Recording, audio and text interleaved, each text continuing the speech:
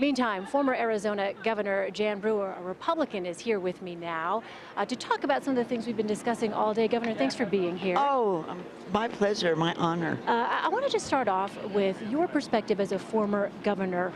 What do you make of Donald Trump's warnings of voter fraud? Well, I think that he is concerned about voter fraud, but I think the real issue is the media bias that he says when he talks about things being rigged. Unfortunately, we've seen a lot of that out there, and it's pretty obvious, and we just ask for good, clear information. Let me ask you, though, you used to oversee voting as Arizona's Secretary of State. Do you think that Mr. Trump's comments undermine the process in these individual states, which, as you know, the voting system is highly decentralized in this country? Well, I know that in a lot of states there have had some instances of voter fraud, people that weren't registered to vote or double voting or tabulation. But, you know, when I was the chief election officer for the state of Arizona, we were very, very diligent. And I can proudly stand here and say that I believe in Arizona that there is not very much of that going on. I mean, a tiny. There's always a hiccup here and there. But I have faith in our electoral system in Arizona. I think that after November 8th, we might see something different.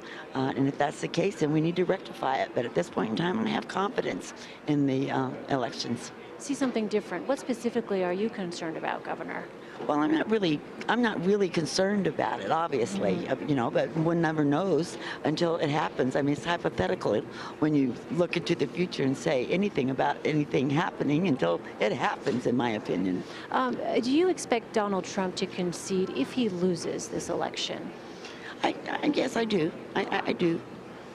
The reason I ask, because as you know, as he's called this process rigged, some have said that's something that in our American system of governance goes too far to call into question the integrity of the system. How do you see it? Well, I don't think the integrity of the election is going to be called. I think the bottom line is on November 8th, Donald Trump is going to win, and it's going to be a clear-cut election, and I'm looking forward to that day. All right, as we take a look now, we see Donald Trump there just entering the Thomas and Mack Center here at the University of Nevada, Las Vegas. Of course, again, we are less than 45 minutes or so away from the start of this debate. Governor, I want to ask you about the backdrop here as Donald Trump prepares to debate Hillary Clinton for the third and final time. This is coming now at a time when a number of women have come forward with accusations of sexual assault against Mr. Trump. What is your sense of how that is going to be discussed on the debate stage, and what is it you think that Mr. Trump needs to say regarding that? Well, actually, I'm hoping that it's not discussed on the debate stage tonight. I hope that they talk about the issues that the American people are really interested in. You know, border security, national security, jobs, lower taxes, the Second Amendment. Those things are the things that Mary Jo and John are interested in. They're concerned about their safety for themselves and their families. They want jobs. They want taxes lowered, and they want the Constitution upheld. And I think that Mr. Trump will bring that to us. Mr. Trump has categorically denied these accusations. I wonder what your sense of it is. Do you think that those women are lying? You know, I don't have all the details on it. I know that Donald Trump unequivocally says that they are lying. It's he said, she said, so you can take your pick and decide who you want to believe. You know, it's one of those things. But this is a national debate, a national election that's so important to the American people, and we want change, and we need somebody like Donald Trump to go in there and shake it up, and I think that's what the movement has been all about. I want to ask you specifically about your state, Arizona.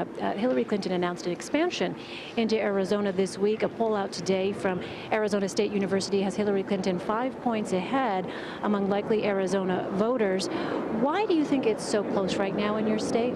I think that a lot of it is because of the rhetoric that's going on, but I don't believe that the polls are going to reflect the November election. I have met so many people that have come up to me of all walks of life, and they all are Trump supporters. They want change. change. They're tired of what we've lived through for the last 8 years, and they know that they need somebody from the outside, and they don't trust Hillary Clinton. They might not like what Donald Trump has said, but they don't trust Hillary Clinton. As a matter of political strategy, would you like to see Mr. Trump and the Trump campaign spending more in Arizona? I would. I would like to see that. I think that it would be helpful to us, but we have a strong ground game moving. We've got almost 3 weeks left, and we know that early balloting has started. But I think that yeah, it would make it a lot easier for us. But I'm a grassroots campaigner. I think Arizona has been known for that forever, and we've got hundreds and hundreds of people out there knocking on doors and making phone calls, and asking people to remind them to bring somebody else to the polls that's registered to vote and vote for Trump. All right. Jan Brewer, former governor of Arizona, thank you so much for your time. I appreciate it. Thank you so much.